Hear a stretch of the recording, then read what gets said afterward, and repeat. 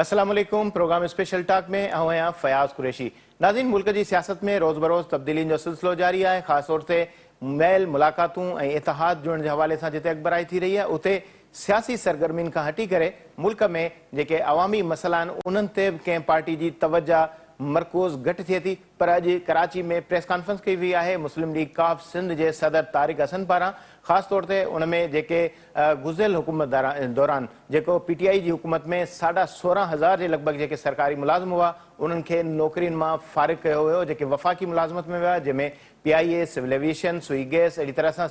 ॿिया मुख़्तलिफ़ इदारा हुआ। लॻभॻि 16,500 जेके मुलाज़िम हुया ऐं 72 जे क़रीब जेके इदारा हुया जेके उन्हनि मां उन्हनि खे फ़ारिग कयो वियो। त इहे समूरा मुलाज़िम उन्हनि जे हवाले सां जिते फैक्ट फाइंडिंग कमेटी जेका पार्लियामेंट पारां जोड़ी हुई तारिक मंदोखेल कादिर ख़ान मंदोखेल जी सरबराही में उन इहा सजेस्ट कयो त इहे जेके मुलाज़िम कढिया विया आहिनि उहे न सिर्फ़ु उन्हनि सां ज़्यादती आहे बल्कि उन्हनि जी बहाली जे हवाले सां बि जेका कमेटी हुई उन इहो फ़ैसिलो कयो ऐं समूरियुनि पार्टियुनि जेको गॾियल तौर ते इहो फ़ैसिलो कयो हुयो उन हवाले सां क़ौमी असैम्बली जे स्पीकर रूलिंग पिणु ॾिनी हुई। रूलिंग ॾियण खां पोइ इहो हुकुम कयो हो त जेके मुलाज़िम जिन खे बेरोज़गार कयो वियो आहे, जिन सां ज़्यादती कई वई आहे बिना करप्शन जे इल्ज़ाम जे, बिना कंहिं अहिड़े क़िस्म जी ज़्यादती जे, कंहिं जेके सरकारी मुलाज़िम जेके आम अवाम मां हुजनि था ऐं उन्हनि जी ज़िंदगी जिते मुश्किल तरीन अंदाज़ में गुज़रे थी उन्हनि खे बेरोज़गार बणाइण मुश्किल अमल हुयो। त उन हवाले सां जेको फ़ैसिलो कयो वियो उहो हुकूमत जो फ़ैसिलो वापसि वठंदे जेको क़ौमी असैम्बली स्टैंडिंग कमेटी फ़ैसिलो कयो आहे उन फ़ैसिले ते अमल जी ज़रूरत आहे। त उन फ़ैसिले जे हवाले सां जेके मुलाज़िम बहाल कया विया उन्हनि खे बावजूदि इस्टेब्लिशमेंट जे इन फ़ैसिले खे तस्लीम करण जे जेके इदारनि जा सरबराह आहिनि उहे तस्लीम करण जे लाइ तयारु न आहिनि। पर इन बावजूदि जेके मुलाज़िम जिन खे बहाल कयो वियो उहे ऑफिसनि जा चकर लॻाइनि पिया, धिका खाइनि पिया, पर उन्हनि खे रोज़गार जी बहाली जा सवाइ आसरनि खे उन्हनि खे को बि कहिड़ो रस्तो नथो मिले जो हू पंहिंजी ज़िंदगी खे बहितर नमूने सां गुज़ारे सघनि। मुल्क हिन वक़्तु जिते माशी सूरतहाल में मुश्किल सूरतहाल जे वर चढ़ियल आहे उते माण्हू न सिर्फ़ु तकलीफ़ में मुब्तला आहिनि बल्कि इन बेरोज़गारी जे वॾे तूफ़ान में जिते लखे माण्हू इंतिहाई मुश्किल तरीन ज़िंदगी गुज़ारे रहिया आहिनि उन सूरतहाल में अहिड़े क़िस्म जी जेका सूरतहाल थिए थी उन में इहा हिकिड़ी वॾी डेवलपमेंट आहे त कंहिं पार्टी जो सूबाई सदर इन हवाले सां न सिर्फ़ु अखबराई करे रहियो बल्कि उन्हनि जो आवाज़ माण्हुनि जे उथारण जे हवाले सां उन प्रेस कॉन्फ्रेंस कई आहे। इन हवाले सां असां टेलीफोन लाइन ते राब्तो कयो आहे, असांखे जॉइन कयो आहे मुस्लिम लीग काफ सिंध जे सदर तारिक हसन साहब। तारिक साहब अस्सलाम वालेकुम। वालेकुम सलाम, कैसे हैं आप? खैरियत से जी? अल्लाह कैसा है। तारिक साहब, आज आपने बड़ी एक अहम प्रेस कॉन्फ्रेंस की है। हालांकि हम देखते हैं ज़्यादातर जो सियासतदान होते हैं उनका आपस में झगड़ा होता है कि हमारी पार्टी के ये हकूक़ हैं, हम ये चाहते हैं, हम ये करना चाहते हैं, हम ये करेंगे, हम वो करेंगे, और इस तरह के फिर मामलात होते हैं, फिर एक दूसरे पर इल्ज़ामात जो हैं वो उठाए जाते हैं। तो आज एक बड़ी अहम प्रेस कॉन्फ्रेंस आपने जो की है उसमें आपने जो 16,500 के करीब जो सरकारी मुलाजमीन हैं जिनको मुलाजमत से बर्खास्त किया गया था तहरीक इंसाफ की हुकूमत में, तो आपने उनके साथ प्रेस कॉन्फ्रेंस की। कितने इदारों के मुलाजमीन थे और क्या समझते हैं क्यों उन्हें बहाल नहीं किया जा रहा? हालांकि स्टैंडिंग कमेटी जो मंदोखेल साहब की सरबराही में थी उन्होंने ये फैसला दिया था और स्पीकर ने भी रूलिंग दी थी। बहुत बहुत शुक्रिया जी, आपकी बड़ी मेहरबानी कि आप खुद तशरीफ भी लाए उस प्रेस कॉन्फ्रेंस में और आप अपने स्टॉक शो में आपने इस बात को उठाया भी। मेरा देखिए जी, सियासी पार्टियों का आपने जैसे खुद कहा कि उनका एक ही मकसद होता है एक दूसरे पर इल्जाम तराशी करना, एक दूसरे के खिलाफ बात करना, अपने लिए बातें करना, लेकिन जिनके सर पर हम सियासत करते हैं उनके लिए कुछ ना करना। हेलो हेलो, बिल्कुल आपकी आवाज आ रही है तारिक साहब जी। तो मैं आज ये जो काफी दिन से मेरे पास आ रहे थे, जब मैंने इनके पूरे केस को समझा तो मुझे ये खदशा जाहिर हुआ कि अगर अल्लाह ना करे यही हालात रहे और इन लोगों का केस अगर मेरिट पे नहीं देखा गया तो इनमें से बहुत सारे खानदान, बहुत सारे ऐसे लोग हैं जो खुदकुशियों पर मजबूर हो जाएंगे, क्योंकि उनके घरों में फाके पड़ रहे हैं हम, और वो बेचारे 1 ग्रेड से लेकर 5 ग्रेड तक के मुलाजमीन हैं जिनको निकाला गया है। ये मुख्तलिफ इदारों के मुलाजमीन हैं और तकरीबन इनमें 16,500 मुलाजमीन हैं। अगर आप उनके केसेस को मेरिट पे देखें, अगर किसी बंदे की सब चीजें ठीक हैं और उस पर कोई करप्शन का इल्जाम है सिर्फ और वो साबित नहीं होता तो उनको भी वैसे ही बहाल होना चाहिए जिस तरह और लोग बहाल होते हैं। यहाँ एक बड़ा आदमी होता है, एक 22 ग्रेड का अफसर होता है, एक बड़ा सियासतदान होता है, एक बड़ा ब्यूरोक्रेट होता है, एक बड़ा कोई भी हो, वो बहाल होकर अपनी पोजीशन पे उस पर इल्जाम लगता है, बहाल होकर जब वो अपनी पोजीशन पे बैठ सकता है तो 1 ग्रेड से लेकर 5 ग्रेड तक का मुलाजिम जो कि जिसका खर्चा उसकी तनख्वाह पे चलता है वो क्यों नहीं बैठ सकता? मेरा सिर्फ एक ही मकसद है, इसलिए मैंने आज ये प्रेस कॉन्फ्रेंस की। मेरे चीफ जस्टिस ऑफ पाकिस्तान जनाब काजी फाइज साहब से, वो खुद भी इस प्रोसेस से गुजरे, ان سے بھی گزارش ہے کہ وہ خدا ان لوگوں کو دیکھیں, ان کی مدد کریں, اس کیس کو ٹیک اپ کریں. جو لوگ اس میں کرپٹ ہیں یا کرپٹ پریکٹسز میں انوالو ہیں, ان کے خلاف بھرپور ایکشن ہونا چاہیے, اور جو لوگ نہیں ہیں, انوسنٹ ہے, ان کا ان چیزوں سے کوئی تعلق نہیں ہے, ان کی نوکریاں بحال ہونی چاہیے, اور ان کو تمام جو ان کی تنخواہیں وہ ملنی چاہیے, تاکہ وہ کوئی اس برے حالات میں بہت بڑی معاشی بدحالی کی طرف جاتے ہوئے اور سٹریس میں جا کر کوئی ایسا اقدام نہ کریں جس سے ہمیں کل ملامت ہو. اچھا طارق صاحب, ظاہر ہے یہ ایک بڑا مطالبہ ہے, 16,500 کے قریب جو ملازمین ہیں, ظاہر ان کے حوالے سے ایک پارلیمنٹ کی جو کمیٹی ہے اس نے فیکٹ فائنڈنگ بھی کی ہے اور اسے ملازمین کو کلیئر بھی قرار دیا ہے. تو اس صورتحال کے باوجود جہاں مطالبات بھی کیے جا رہے ہیں, وزیر اعظم کو بھی اپیل کی جا رہی ہے, آرمی چیف سے بھی مطالبہ کیا جا رہا ہے, چیف جسٹس سے بھی مطالبہ کیا جا رہا ہے, مگر جس پارلیمنٹ نے ان کو بحال کیا اس کا اس وقت وجود نہیں ہے. تو پارلیمنٹ ظاہر ہے ایک منتخب نمائندہ جس کا ذمہ ہوتا ہے حکمرانی کرے اور حکمرانی چلانا ان کا حق ہے, مگر اس فورم کو اس کی جو توقیر ہوتی ہے اس کے مطابق کیوں یہ ادراک نہیں ہوتا کہ ہم اس فورم کی جو ڈائریکشن ہے ان کو تسلیم کریں اور اس پر عمل کریں؟ دیکھیں, چاہے کوئی بھی گورنمنٹ ہو, پارلیمنٹ کے جو فیصلے ہوتے ہیں, 72 کا آئین بنا آج تک چل رہا ہے نا جی, اور بہت ساری چیزیں جو پارلیمنٹ نے پاس کی ہیں وہ ایک دفعہ پاس کر دی اور وہ رہتی ہیں. میں ان تمام پارٹیز کا بھی دلی طور پہ مشکور ہوں جنہوں نے, جس میں قادر خان بندو خلیل صاحب کی پیپلز پارٹی تھی,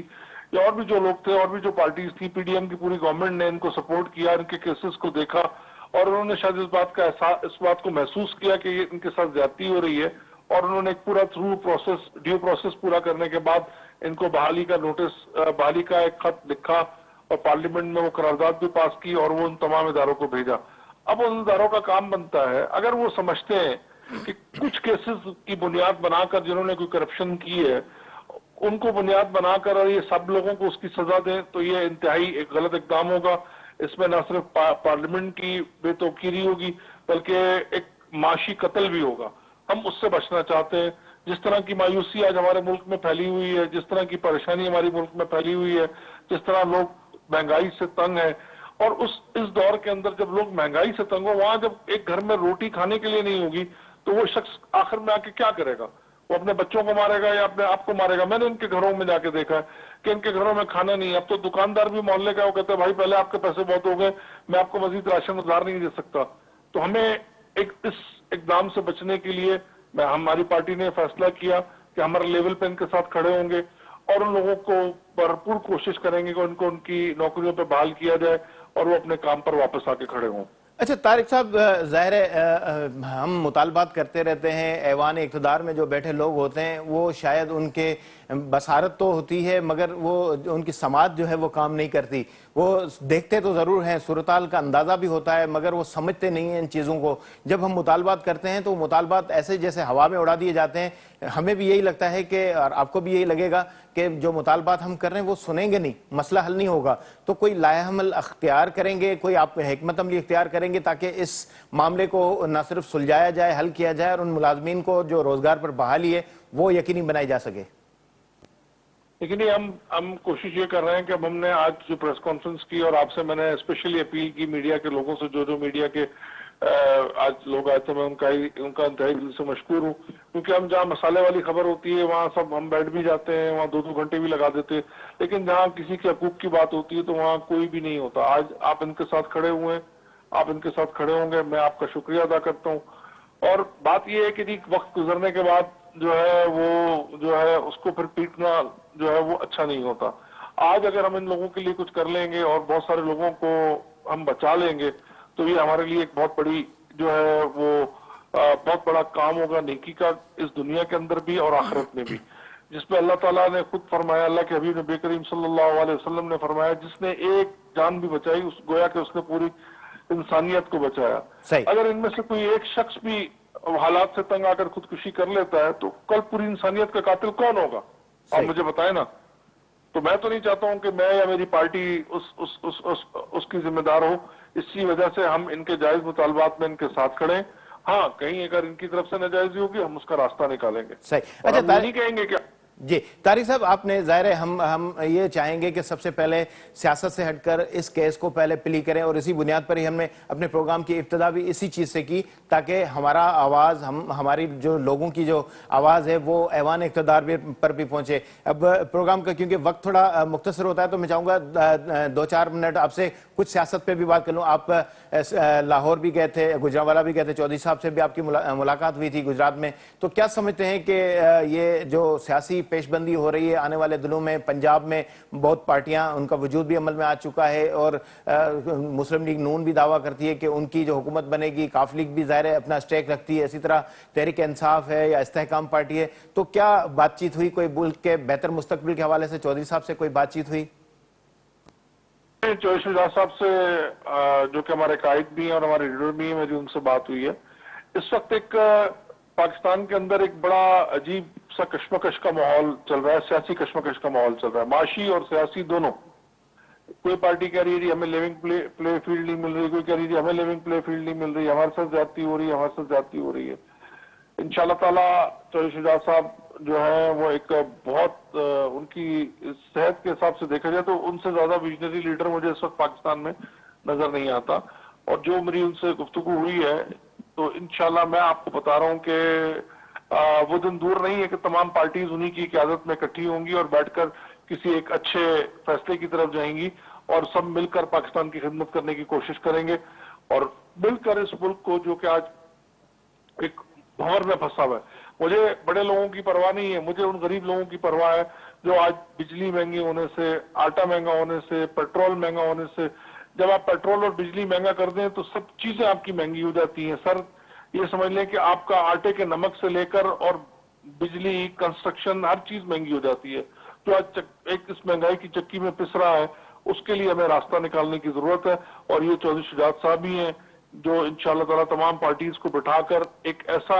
لائن آف ایکشن دیں گے جس سے یہ ملک ان پریشانیوں سے باہر نکلے گا، اور غریب لوگوں کو جو کہ ہمیں ٹھیک ہے، بہت اچھی بات ہے، ہمیں نوکریوں کے مواقع ملنے چاہیے بیرون ملک میں، اور ہمارے نوجوانوں کو جانا بھی چاہیے، لیکن آج اس وقت ہمارے نوجوان کو اور ٹیلنٹڈ لوگوں کو اس ملک کو بھی ضرورت ہے، یہاں پر بھی لوگ رہیں، لیکن وہ کیسے رہیں گے جب ان کو نوکریاں نہیں ملیں گی؟ تو ہمیں یہ نوکریاں کریٹ کرنی ہے، ہم نے مایوسی کی یہ فضا ختم کرنی ہے کہ لوگ مایوس ہو کر باہر نہ جائیں، لوگ خوشی سے باہر جائیں، تو ہم نے یہ فضا ختم کرنی ہے، اور یہ مسلم لیگ کاف ختم کرے گی انشاءاللہ تعالیٰ۔ اچھا طارق صاحب، تھوڑا سا ذرا سا وہ کہتے ہیں نا تھوڑا ہٹ کے ایک کوشچن اس طرح بھی ہو جائے کہ کیا نون لیگ دعویٰ کرتی ہے کہ وہ پنجاب میں حکومت بنائے گی، پیپلز پارٹی کہتی ہے کہ وہ پاکستان میں حکومت بنائے گی، وزیر اعظم چوتھی مرتبہ نواز شریف بنے گے، آپ تھوڑا سیاسی کارکنیں کیا دیکھ رہے ہیں؟ میاں صاحب بھی آ رہے ہیں، تو آنے والے دنوں میں انتخابات کے حوالے سے بھی ایک غلط فہمیاں، مس انفارمیشن، ڈس انفارمیشن، اس طرح کی باتیں ہو رہی ہیں، سمجھتے ہیں کہ انتخابات ہوں گے نہیں ہوں گے؟ کیا سمجھتے ہیں آنے والے دنوں میں کس کی حکمرانی دیکھ رہے ہیں؟ لیکن یہ انتخابات تو ہوں گے اور ہونے بھی چاہیے اور ہوں گے بھی انشاءاللہ تعالیٰ، جو کیونکہ میں پارٹی کی طرف سے الیکشن کمیشن میں جو ہمارا ڈیلیگیشن گیا تھا اس کو میں نے ہیڈ کیا تھا، وہاں پر بھی میں نے دیکھا کہ وہ بھی انتخابات کرانا چاہتے ہیں اور وہ کرائیں گے انشاءاللہ تعالیٰ۔ اور جس پارٹی نے اس وقت جو حالات ہیں اس میں میں نہیں سمجھتا کہ میں کوئی ایسا دعویٰ کروں کہ جی کون آئے گا اور کون نہیں آئے گا، یہ تو عوام کے اوپر منحصر ہے، عوام دیکھے گی اور وہ ووٹ دے گی، اور میں سمجھتا ہوں کہ اس دفعہ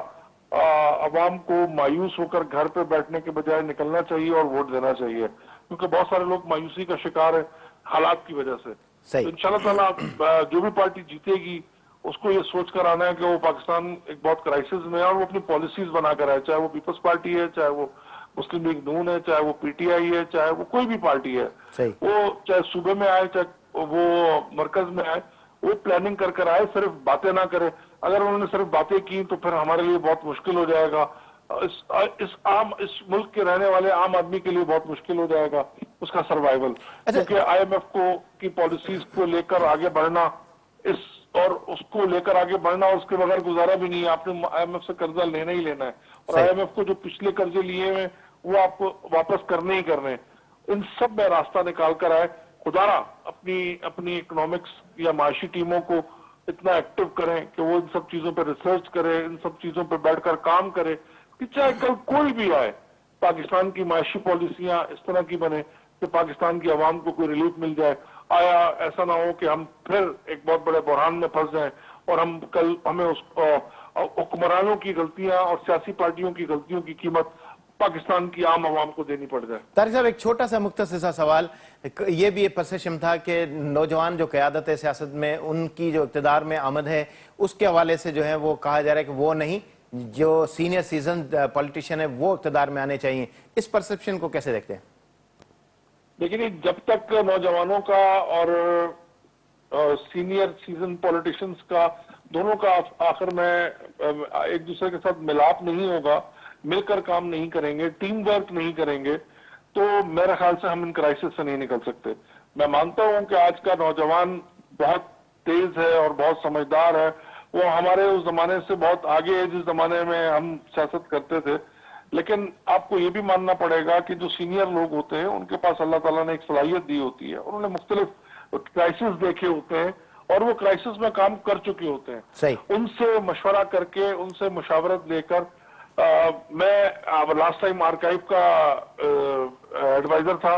तो उसका हमारा एक थीम था कि माजी की गलतियों से सीख कर मुस्तकबिल में अच्छी पॉलिसियां बनाई जाए और अच्छे कामों को मजीद उनको ठीक किया जाए ताकि हम मजीद तरक्की कर सके। तो मैं यही समझूंगा कि हमारे जो सीनियर्स हैं, पॉलिटिशियंस हैं, उनके साथ बैठकर उन चीजों उनसे सीखा जाए और सीख कर अपने आप को आगे बढ़ाया जाए। आपने जब भी मैट्रिक किया होगा, इंटर किया होगा, तो जब आप थ्योरी पढ़ते थे तो उसके साथ प्रैक्टिकल भी करते थे। सही। तो हम प्रैक्टिकल करके अब टाइम तो जाया कर नहीं सकते इस मुल्क के ऊपर, तो हम वो प्रैक्टिकल के बजाय इन सीनियर पॉलिटिशियंस के पास जाएं और उनसे सीखकर अपनी पॉलिसियों को ठीक करें और इस मुल्क को आगे बढ़ाएं। बहुत बहुत शुक्रिया तारिक हसन साहब जो चवणो त असांखे ज़ाहिर गॾिजी करे मुल्क जी बहितरी जे हवाले सां सोचणो घुरिजे, पर वक़्तु थियो आहे ब्रेक जो। वठूं था शार्ट ब्रेक।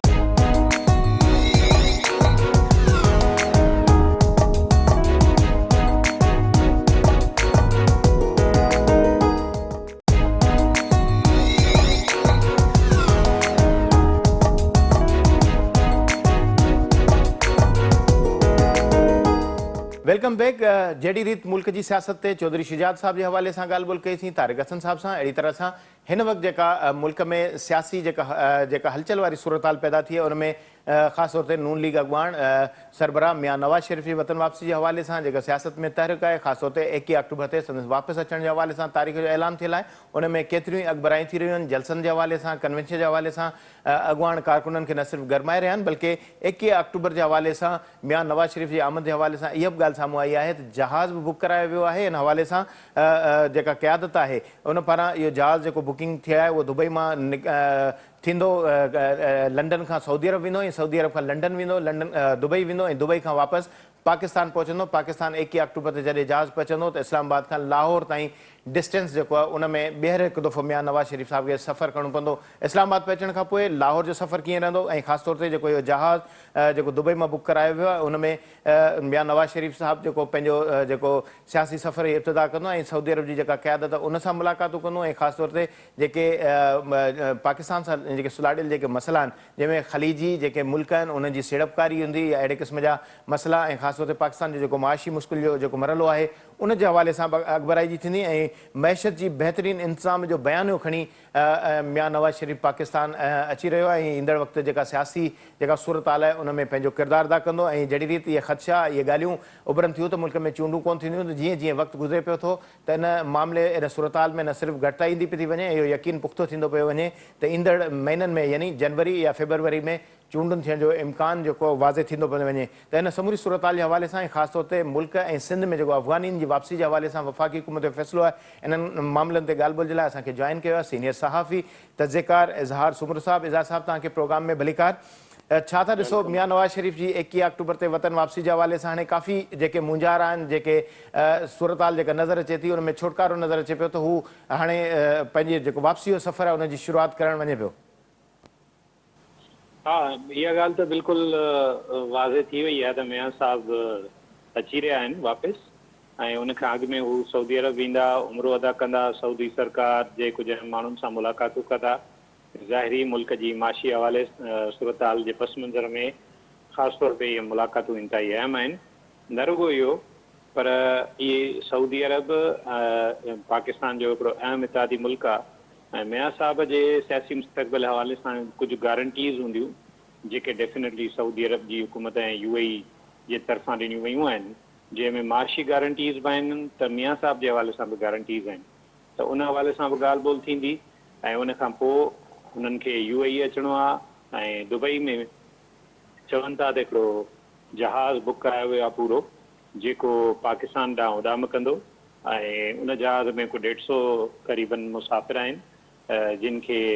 मुस्लिम लीग नून जे तरफ़ां पोइ जहाज़ बुक थियल आहे ऐं हुन में विहारियो वेंदो, जिन में मीडिया जा माण्हू बि हूंदा, पार्टी जा अहम अॻवान बि हूंदा,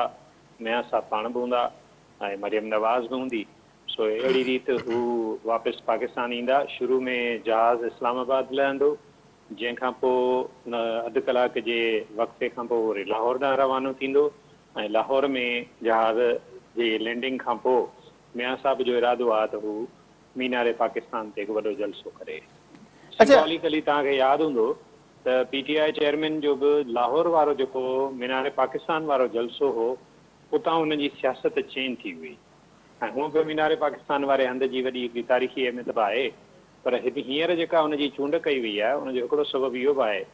त उते शो ऑफ पावर कंदा मुस्लिम लीग वारा ऐं ॾेखारींदा त हू हाणे मक़बूल आहिनि पाकिस्तान में ऐं मियां साहिब बि मक़बूल आहे ऐं हुनजे लाइ हुननि खे ज़ाहिरी उहो वॾो तमामु वॾो ग्राउंड आहे उहो भरिणो पवंदो ऐं इहो अमली तौर ते साबित करिणो पवंदो। उन खां पोइ ईंदड़ ॾींहंनि में पाण ॾिसंदासीं त न रुगो मुस्लिम लीग नून जी सियासत, मुल्क जे सियासी इत्तेहादनि, पर मजमूई तौरु इलेक्शन जे हवाले सां बि फ़ैसिला साज़ी वारा मामला थोरा तेज़ रफ़्तार थींदा, अॻियां वधंदा ऐं पोइ शयूं वाज़े थियणु शुरू थींदियूं। जी अच्छा इज़ाद साहब, ज़ाहिर आहे इहो जेको जहाज़ बुक करायो वियो उनखे स्पेशल फ्लाइट खे जेके उम्मीद पाकिस्तान जो ज़ाहिर हिकिड़ो स्लोगन ॾिनो वियो आहे त इहे उम्मीद पाकिस्तान जॾहिं पाकिस्तान जी सरज़मीन ते पहुचंदो त छा सम्झो था मियां नवाज़ शरीफ़ जी गिरफ़्तारी जे हवाले सां ॻाल्हियूं थियनि थियूं, उन में कहिड़ी अॻबराई ॾिसो था? सम्झो था त कहिड़े क़िस्म जी जेका प्रोटेक्टेड जेका कस्टडी या ट्रांज़िट जेका ज़मानत आहे उन हवाले सां इसहाक़ डार जी हिकिड़ी जेका स्टेटमेंट आई आहे, या सम्झो था त इहा ज़मानत मिलंदी मियां नवाज़ शरीफ़ साहिब खे जेकॾहिं गिरफ़्तार थी थो वञे बिलफर्ज़ इस्लामाबाद लैंडिंग ते, त उन खां पोइ जेका सियासी सिनेरियो आहे उनखे कहिड़े अंदाज़ सां ॾिसो था? सम्झो था त इहा हिकिड़ी भौचाल वारी सूरत हाल न पैदा कंदी? ॾिसो, अहिड़ो को बि मामिलो मूंखे नथो थींदे नज़र अचे। हुनजो वजह हिकिड़ी सिंपल सादी इहा आहे त मियां साहिब जंहिं बंदोबस्त सां अची रहिया आहिनि उन में नेशनल ऐं इंटरनेशनल प्लेयर्स जो वॾो अमल दख़ल आहे। पाकिस्तान हिकिड़ो इंतहाई अहम मुल्क आहे ऐं उनजे डिफॉल्ट थियण या उनजे नतीजे में अफ़रा तफ़री पैदा थियण सां न रुगो मुल्क जे अंदरि मसइला पैदा थींदा, पर आलमी सतह ते बि उन हवाले सां मसइला पैदा थी सघनि था। तंहिंजे करे उहे मुल्क जिन जो पाकिस्तान सां इंट्रस्ट सलाड़ियल आहे, उहे बि चाहिनि था त इहे शयूं पॉलिटिकल स्टेबिलिटी ख़ासि तौरु ऐं माशी स्टेबिलिटी पैदा थिए ऐं उनजे लाइ उहे सम्झनि था त जेकॾहिं उनजी शुरूआति उतां कजे जितां ॻाल्हि ख़राबु कई वई ॿियनि लफ़्ज़नि में, यानी कि जेको 2018 वारी इलेक्शन में जहिड़ी तरह सां RTS विहारियो वियो हो ऐं पोइ कप्तान खे वज़ीर आज़म जे मनसब ते विहारियो वियो ऐं उन खां पोइ 3.5 साल हुन जंहिं अंदाज़ में हुकूमत कई, अहिड़ी हैरत जी ॻाल्हि आहे त उनजी हुकूमत जे नाकाम माशी पॉलिसियुनि ऐं नाअहलीअ जो त हाणे ज़िक्र नथो थिए, पर हक़ीक़त में हीअ जेका सूरत हाल आहे हिन वक़्तु मुल्क में माशी हवाले सां, इन में शुरूआति या बुनियादु विझंदड़ त उहा हुकूमत ई हुई जंहिंखे पोइ अॻिते हली PDM जी हुकूमत जे नाअहलीअ कंटिन्यू रखो। सो अहिड़े पस मंज़र में मां सम्झां थो त गिरफ़्तारीअ सां शयूं अञा वधीक बिगड़जंदियूं, ख़राबु थींदियूं ऐं इहो कंहिंजे बि मफ़ाद में न हूंदो। तंहिंजे करे ज़मानत वारो प्रोसेस त थी वेंदो मां सम्झां थो ऐं इहो कोई वॾो मसइलो न हुजणु घुरिजे। अच्छा एज़ाज़ साहब, ज़ाहिर इहो हिकिड़ो साइड पासो आहे जंहिं ते पाण ज़ाहिर गौर वीचार कयूं था। ॿिए पासे जेको मियां साहिब जेको पाकिस्तान अचे पियो उन में संदसि इहो ओपिनियन इन अंदाज़ सां बयानियूं जारी करण जी कोशिशि कई वई आहे त मैशत जी बहाली आहे उहा बहितरीनु इंतकाम हूंदी। त हिकिड़े पासे पाकिस्तान मैशत जी जेका मुश्किल सूरताल खे चैलेंज में फाथल आहे, उते इहो हिकिड़ो स्लोगन खणी मियां साहिब अची रहियो। ॿिए पासे 2011 जो जेको प्रोजेक्ट इमरान उन हवाले सां सचाई कमीशन जेको आहे उहो एजेंडा जे तौर ते हिकिड़ी ॻाल्हि साम्हूं आई आहे। त सम्झो था त इहा ज़ाहिर आहे हिकिड़े पासे उहो मुल्क जी जेका अदम सियासी जेका इस्तेहकाम वारी सूरत हाल आहे उन में अहिड़े क़िस्म जा जेके क़दम आहिनि उहे वधीक मुश्किलातुनि जो सबबु न बणजंदा। इहो जेको बयानियो आहे मैशती बहितरीनु जेको बहाली जो बहितरीनु इंतकाम जेका आहे इहो स्लोगन आहे, उनखे रुकावटूं पैदा न थींदियूं? ॾिसो ही जेके ॻाल्हियूं मियां साहब कनि था ज़रूरी न आहे त इहे सभु जी शयुनि ते उहो बीठा रहनि ऐं उनजो मां हमेशह इहो हवालो ॾींदो आहियां त जॾहिं हुनजे भाउ जी हुकूमत हुई ऐं हुन वटि इक़्तिदार हो उन वक़्तु बि अहिड़ा कमीशन जुड़ी पिए सघिया ऐं वधीक आसानी सां जुड़ी पिए सघिया छाकाणि त असल में हुनजे भाउ जी छा पर हुनजे पार्टी जी हुकूमत हुई इत्तेहादी पार्टियुनि जी हुकूमत हुई त अहिड़ी सूरत हाल में मियां साहब अहिड़ो को बि मुतालबो न कयो हो तव्हांखे यादि हूंदो ज़ाहिर आहे त उनजो सबबु उहो ई साॻियो ऐं सादो आहे त हिन वक़्तु हिकिड़ो अहिड़ो मुश्किल बयानियो पेश करिणो आहे अहिड़ो सख़्तु बयानियो पेश करिणो आहे जंहिंसां माण्हुनि जो ध्यानु छिकाए सघिजे इहो इम्प्रेशन ॾेई सघिजे त मियां साहब कंहिं वॾी कंप्रोमाइज़ जे नतीजे में वापसि न आयो आहे बल्कि हक़ीक़त में माण्हुनि अवाम जे हक़नि जी हासिलात लाइ मियां साहब जी वापसी थी आहे सो इहो सियासत में इहे शयूं थींदियूं आहिनि ऐं सियासतदान ईअं कंदा आहिनि सो मुंहिंजे ख़्याल में त इन खां मथे वधीक संजीदा न ॾिसणु घुरिजे। अच्छा एज़ाज़ साहब ज़ाहिर पाण हिकिड़ो पाकिस्तान जी जेका सियासी सूरतहाल आहे चूंडूं आहिनि उन सिनेरियो उन मंज़र में मंज़रकशी कंदे ॾिसूं था ऐं उन हिसाब सां ई पाण कोशिशि कयूं था जेके मुश्किलातूं या मामला अचनि था उन्हनि ते पाण गौर वीचार कयूं पर हिकु पासे पाकिस्तान जी जेका हिकिड़ी जेका जाग्राफिकल कंडीशन आहे या सियासी सूरतहाल आहे माशी सूरतहाल आहे उन खां हटी करे हिन वक़्तु दुनिया हिकिड़ी जंग वारी सूरतहाल में विछड़ियल आहे हाणे ॿ असांजे पासे जेको पाकिस्तान जे कपर ते जेके ॿ अहम जेके मसइला आहिनि उहे कर खणी बीठा आहिनि हिकिड़ो अफ़गानिन वारो मसइलो आहे जिते पाकिस्तान हुकूमत तमामु सख़्तु स्टैंड वठी 31 अक्टूबर जी तारीख़ मुक़ररु कई आहे हिकिड़े पासे चूंडुनि जो इशू आहे हे बि ज़ाहिर मामला आहिनि गॾु विचड़ थियनि था टे पासे वरी जेकॾहिं पाण हेॾा हिन पासे खाॿे पासे जाइज़ो वठूं था त दुनिया हिकिड़ी आलमी जंग जे जेको पासो आहे उन तरफ़ जेको हिकिड़ी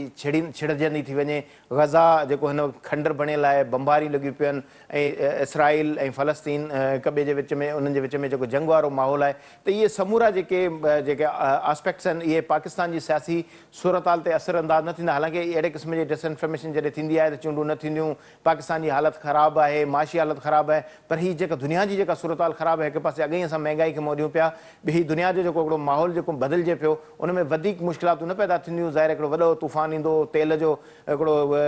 बुलंद तरीन जो हिकिड़ो रेट वञी मथे बीहण जा इम्कान वधनि था ज़ाहिर आहे आलमी सूरत हाल खां असां लातालुक बि नथा थी सघूं ऐं डिस्कनेक्टेड बि न आहियूं ऐं उनजो असरु ज़रूरु असां ते रुॻो तेल जे हवाले सां न पर कई मामलनि में पवंदो ऐं जेकॾहिं मिडल ईस्ट में ही जेको तकरार पैदा थियो आहे फ़लस्तीन ऐं इसराइल जे विच में जेकॾहिं इन में इज़ाफ़ो थिए थो त इहो सम्झी वञणु खपे त पोइ इहो पूरे ख़िते ताईं फैलिजी सघे थो हींअर ताईं उनखे कंटेन करण जी कोशिशि कनि पिया मुल्क उन में मुख़्तलिफ़ मुल्कनि जूं कोशिशूं आहिनि मिसाल जे तौरु सऊदी अरब बि ऐलान कयो आहे त असां इन खे मामले खे कंट्रोल कयूं पिया ऐं ॿिन्ही धुरियुनि सां ॻाल्हायूं पिया छाकाणि त हाणे सऊदी अरब जी कोशिशि आहे त इसराइल सां सफ़ारती लाॻापा कनि पर आउं सम्झां थो त इन मंज़रनामे में पाकिस्तान जो तहरुक एतिरो नज़र नथो अचे किरदारु एतिरो नज़र नथो अचे जेतिरो हिंदुस्तान जो या ॿियनि मुल्कनि जो आहे ऐं उन्हनि त पंहिंजे लाइन खे वाज़े कयो आहे ऐं कंहिं हिकिड़े पासे ते बीठा आहिनि पाकिस्तान जी हुकूमत इन हवाले सां जेतिरो उनखे किरदारु अदा करणु खपंदो उहो त कोन कयो आहे सही अफ़गानिस्तान वारे मामले में बि तव्हां ॾिसो जेको अफ़गानियुनि खे हितां निकाली ॾियनि पिया उन जे हवाले सां लॻे ईअं थो त काफ़ी संजीदगी वारी सूरतहाल ज़रूरु आहे पर आया उन ते वाक़ई अमल थींदो ऐं हक़ीक़ी माना में अमल थींदो या इहो बि माज़ी वांगुरु हिकिड़ी रिवायत वांगुरु ॻाल्हि इहा थींदी ऐं पोइ विच में रहिजी वेंदी छाकाणि त ज़ाहिरी हुन में कई फैक्टर्स आहिनि जो हुन में UN बि आहे अमेरिकन इंट्रस्ट बि आहिनि अफ़गान हुकूमत जो प्रेशर बि आहे तालिबान जो प्रेशर बि आहे ऐं ख़ुदि हितां जूं जेके लोकल तंज़ीमूं आहिनि उन्हनि मां बि कुझु तंज़ीमूं उन्हनि जे पासे थी बीठियूं आहिनि ऐं ॿिए पासे सिंध बलूचिस्तान जा ख़ासि तौरु माण्हू आहिनि जेके चाहिनि था त इन्हनि खे हाणे पंहिंजे मुल्क वापसि वञणु खपे सो इन सॼी सूरत हाल में जेका मां ॻाल्हि कई